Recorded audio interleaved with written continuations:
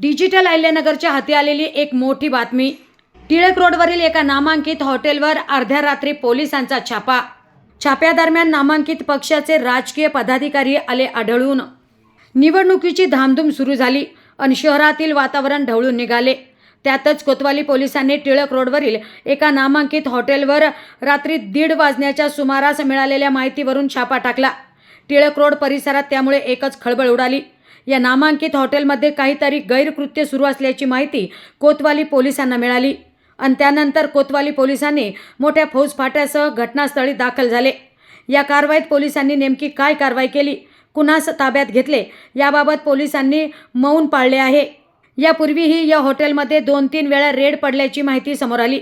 त्यापाठोपाठ आचारसंहिता सुरू होताच पोलिसांनी केलेल्या कारवाईमुळे हे नामांकित हॉटेल सध्या संशयाच्या भोवऱ्यात सापडले आहे।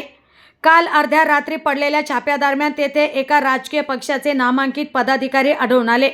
त्यामुळे हॉटेल चालक व पदाधिकाऱ्यांमध्ये मोठा गोंधळ उडाल्याचं देखील दिसून आलं। या कारवाईबाबत पोलिसांनी माहिती देण्याबाबत चुप्पी साधल्यामुळे पोलिसांच्या भूमिकेबाबत प्रश्नचिन्ह उपस्थित होत आहे।